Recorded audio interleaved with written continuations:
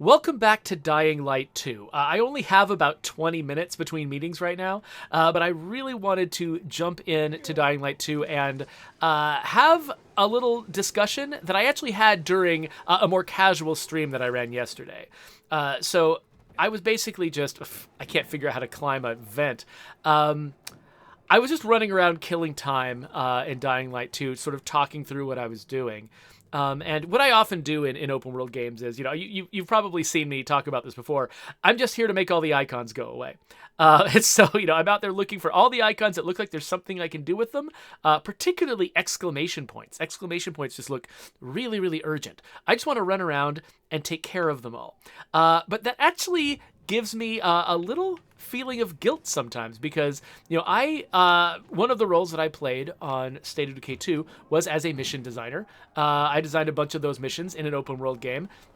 And whenever I'm playing in somebody else's open world game, I'm very aware of the disrespect that I'm often showing to the mission designers. What the heck was that?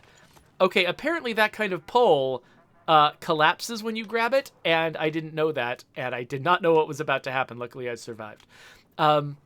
Anyway, yeah, so right now, I've got this exclamation point that I'm running off towards. And the reason I'm running towards it is not because I'm particularly engaged with whatever story it's about to tell. In fact, I've got no idea what story it's about to tell. I just want to make this exclamation point go away. Let darkness and ignorance reign. Wait, what are you ranting about, mister? I don't care what he's ranting about. In fact, I'm going to skim through this. Doesn't... Thank the renegades.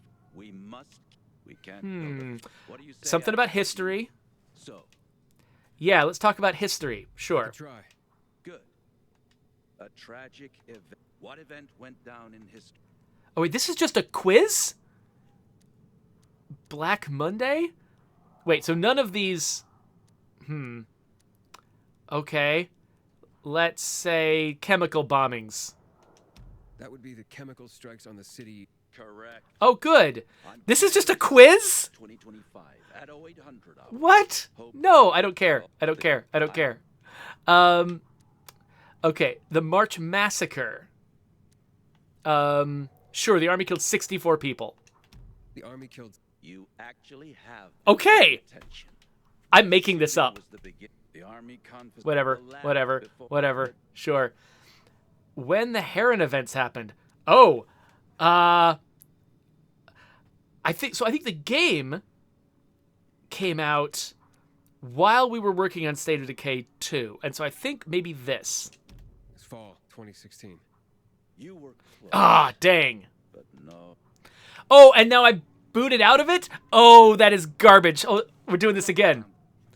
Wait, I have to... Travel around this. What, really? I have to come... Oh my gosh. Okay, so I had no idea what that was going to be. I didn't know it was just going to be a quiz. I thought he was going to send me somewhere. Well, hold on. Well, he has sent me somewhere. He sent me anywhere but him. Let's go over here. Okay, so... Well, anyway, you did see, I did manage to illustrate one of the things I was talking about, which is the fact that I was treating that mission with ultimate disrespect. And I apologize. If anyone who worked on this game, and especially if, the person who worked on that mission ever watches me streaming that, I owe you an apology. And I'm sorry, because you put a lot of work into that, and I was doing my best to hammer through it as fast as I possibly could. And I'm actually about to go do the same thing to another mission. So I'm apologizing. I'm apparently unrepentant because I'm doing it again. I'm going to go check out this mission over here. Oh, it's way up there. Can I even... Oh, wait. Yeah, there's a rope. There's a rope winchy thing. So let's do that. Oh, look, there's a... Okay, it is really hard to go straight down with this. Oh, whatever. As soon as I go up here, the chase is going to end.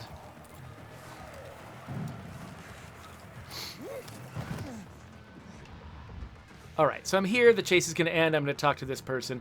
But yeah, so I was just hammering through the dialogue. And I think there's kind of a reason for that. Now, Ranethcord points out that, to be fair, I also ignore most of the dialogue and text in State of Decay 2 as well, which is my own game. So I show as much disrespect to my own self and my colleagues as I show to people on other teams. But there is a reason for this, because I was thinking through the way that I engage with all of these, the side quests in Dying Light 2. I'm going to get away from this guy because he's talking. There is something about the way that I engage with these side quests. When my only motivation is to run around and just complete missions to make exclamation points go away. Then I usually hammer through the dialogue as fast as I can. I read just enough to get the gist so that I'm not, completely missing out on enough context to know what I'm doing. But I don't sit back and enjoy the story like a story, because that wasn't why I came there. I came there to make an exclamation point go away. But I remember there was actually one side quest in Dying Light 2 that I really did engage in urgently. There's a scenario where you bring orders to a set of peacekeepers, and those orders say they need to withdraw from an island. And the people living on that island are like, hey, wait, no, you guys are keeping us alive. What are you doing? Where are you going? And they're really upset. And I'm like, oh, wow, I've done this. I've brought these orders, but I'm nervous about this decision too. Maybe there's a good reason to pull out the peacekeepers, but maybe they really should be staying, and maybe these people are in danger now. Later on, I got a side quest where those people said, help, we're in danger. The renegades have attacked us. We're in trouble. And I dropped everything at that moment to go and do that side quest. And I listened to every piece of dialogue, and I took the entire thing very seriously. It was a long, drawn-out side quest, but I was actually more engaged with that side quest than I have been in a lot of the other story missions that I've pursued. And I think the reason for that is my original motivation for why I was interested in the side quest. If that side quest had just popped up as an exclamation point, and I had, even if it was the same context and everything, if I had first encountered it as an exclamation point, I would have treated it like any other side quest. But because my first engagement with that whole scenario was, understanding it on a story level, and then the message that I got that instigated it, that got my attention, was a story message, was a storytelling message, tying into my story motivations, I suddenly was like, I don't want to play the kind of character who would leave those people alone. I want to go and rescue those people. And so I got totally engaged. So it's just an interesting thing here that, players who...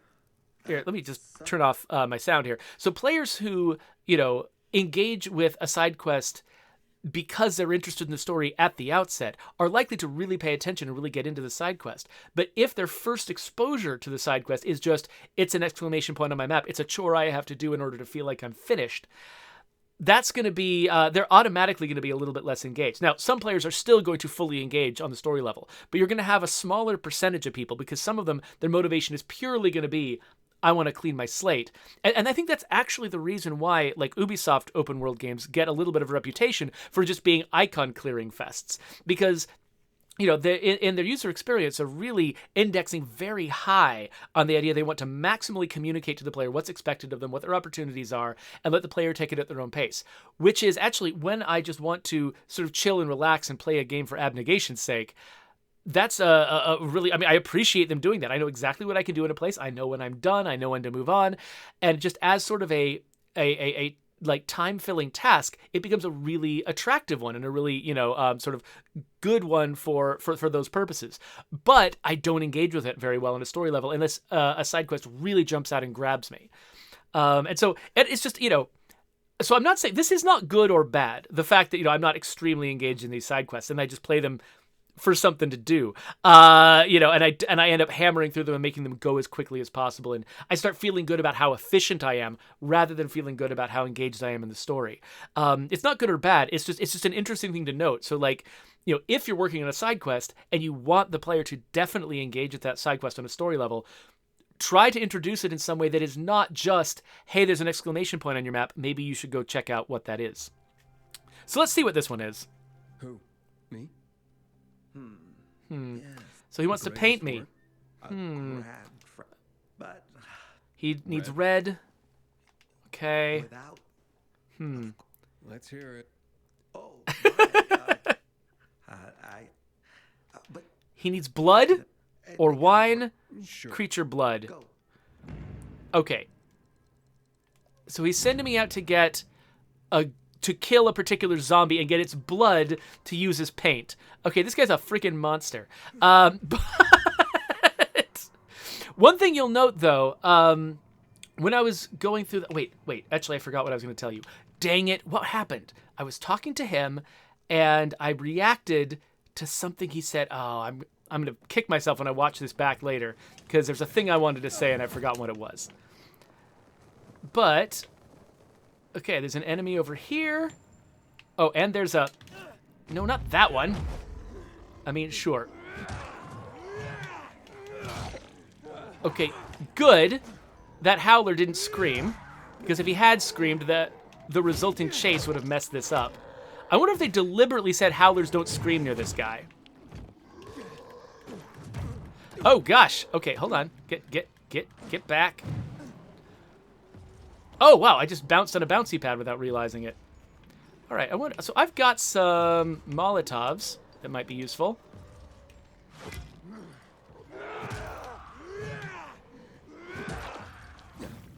Let's just set them all on fire for a second. Get rid of the little guys, or at least kill them a little faster. Oh, it looks like that isn't killing them enough. I might need another one. Now, does that just keep them on fire longer, or does it do fresh damage to them? Oh, what? What exploded? There's so many zombies here.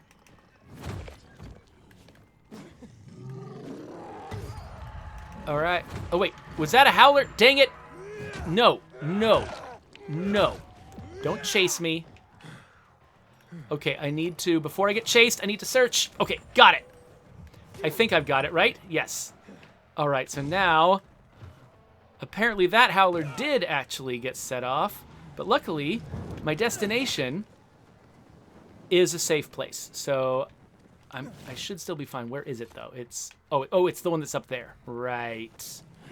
So, oh, again, going down is difficult. All right. Ah, get away from me. Get away. Hello, howler. All right, we're gonna get up here.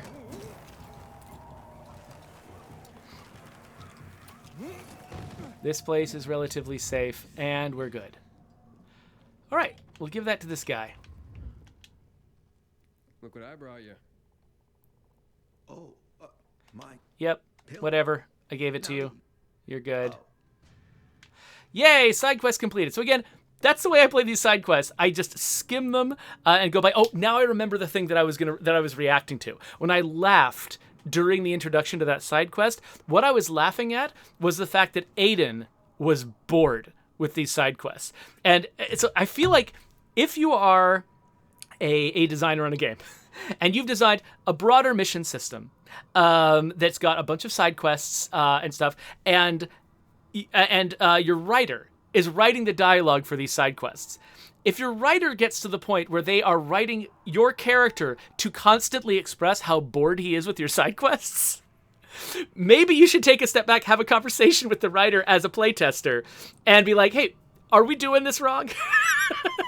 Because if your character is constantly expressing boredom with one of your tasks, maybe your writer is trying to tell you something. Maybe your writer is trying to tell you that, you haven't found the most compelling justifications for getting this character involved in these people's lives. Maybe there needs to be something better than everyone, like every little place in this world has got somebody who needs you to make a delivery for them. So anyway, I thought it was kind of funny, but at the same time, I mean, I've worked on a lot of inconsequential feeling missions in State of Decay 2. So this is not me genuinely criticizing the individuals who worked on this game. This is a type of gameplay that a lot of players really want and really like. And like I said, I enjoy going through this map, finding all of these exclamation points, taking care of them. And I get sort of this light little, charge out of satisfying these things and feeling good about, like, oh yeah, I got all these jobs done. I finished my task list. I've checked off all the items on my grocery list. Like that is a good feeling. And it's a feeling that, because I don't need to have heavy story involvement in these side quests. That means that I can play this game while thinking about other things, while working through other problems in my head, and it means that I play this game more than I play a lot of other games that do require a much stronger, narrative cognitive load. So so I'm definitely not criticizing this game for having these side quests or even these types of side quests. All I'm saying is that this is sort of the landscape you're dealing with when you're designing a game. You kind of have to be aware of how your audience is going to engage with different kinds of content. Some of the stuff that you write and some of the stuff that you design is going to be like, really sort of high intensity, require a lot of focus, and some of it's not. And going to that knowing it's actually probably more helpful when you're watching somebody play your game and watching them hammer through the dialogue and watching them, not take it very seriously. Hopefully you went into that knowing that was how players were going to take it. Whenever I see, somebody groaning that their prepper ant has a bug out vehicle they need to go find in State of Decay 2, I'm not embarrassed by that. I'm groaning right along with them as a player, and it's fine. We knew what we were doing, and so there you go. All right, I've been ignoring the chat because I wanted to get through that entire rant before I ran out of time. So let me go catch up with what folks are saying here. Oh, so Steva143 showed up pretty early and said, wait, how long have you been live? Very little time. This is a very short video that I'm making today because just things are extremely busy. I've got meetings all day, and I just did not have a proper lunch break today to fit a stream into. So Necra212 says, a bit of a deep question, but what prompted you to make narrative less of a focus in State of Decay 2 compared to State of Decay 1, which had a linear and engaging narrative? So hubris? I've been thinking about this a lot lately, actually. It was, we really just, we loved the idea of creating a system for generating, procedurally generating characters, an endless supply of characters where the characters in your game are unique to you. And, and once you lose them, they're gone forever. And you always have the sense that maybe my favorite character is actually still in my future. And that's a kind of a unique and weird experience that we created with State of Decay 2. We were very focused on that. But one of the consequences of making the game very absolutist about, like, this is how all of your characters work, is the fact that it was much harder to tell a traditional narrative, because when you don't know who your characters are, it is just much, much harder to try to tell the kind of story that you could tell with Marcus, Maya, and Ed. And I think if I had to redo it, I would definitely go with much more of a hybrid approach where we have those kinds of unique characters that are just, they only exist one time in your game until you get them killed. But also have characters, more traditional characters that can serve as a backbone for telling the story. And so I think that was probably... it was probably a mistake. I think the game probably would have been better for a broader audience of people if we had made a different choice. But it really speaks to just our enthusiasm for the thing that we did build. Just how excited we were to try to push the envelope when it comes to making procedurally generated characters that feel unique and special, despite the fact that there's so many potential characters out there. And so I think we accomplished something really cool, but it brought with it a cost. And so, I don't know, in the future of the franchise, we'll see what we do. I feel like we've learned a lot about what those types of characters are good for and what those types of characters are very limited for. And we'll need to sort of make our future calculations based on what we learned. Yeah, so Malator points out they do put a lot of reminders in games to get you back on the main quest line. That is true. You notice whenever I finish a side quest, the main quest line just automatically, you can't really see it here until that is not the right button.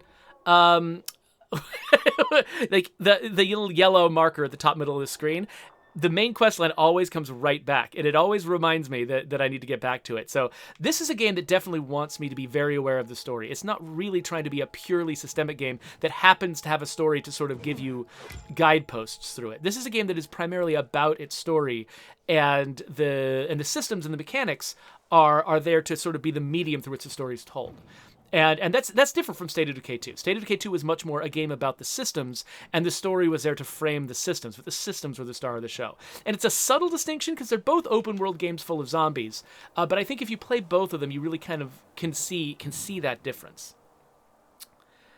So yeah, Dr. Lackenstein talking about sort of the way that State of Decay 2 sort of did not have a more of a linear story, says, to be honest, my favorite way to play State of Decay 1 was Breakdown. So State of Decay 2 wasn't all that different to me. And actually, that was probably a big part of, why we felt so comfortable pushing so heavily on the systemic side of State of Decay 2 rather than the narrative side, because Breakdown was such a success long term. Like, even though, I think we got a lot of positive feedback for all three versions of State of Decay 1, the original recipe, Breakdown, and Lifeline. Breakdown was the one that people kept playing. That, even long after the game came out, people who were still playing the game after years, they were playing Breakdown. And so we were like, Breakdown is the example of how this game can work over the very long term. And that's what we really focused on, making sure that State of Decay 2 could do. And I think that, whatever its limits, and it definitely has them, I think that it has proved that strategy did work, because, State of Decay 2 has now been out, I think, for longer than State of Decay 1 had been out when we came out with State of Decay 2. State of Decay 1, wait a minute, I could be wrong about that. No, they were 5. No, they were 5 years apart. So never mind. We haven't really gotten to the end of the lifetime duration of State of Decay 1. But still, people have been playing State of Decay 2 for quite some time, and they're still playing. We still have tons of people playing our game every single month.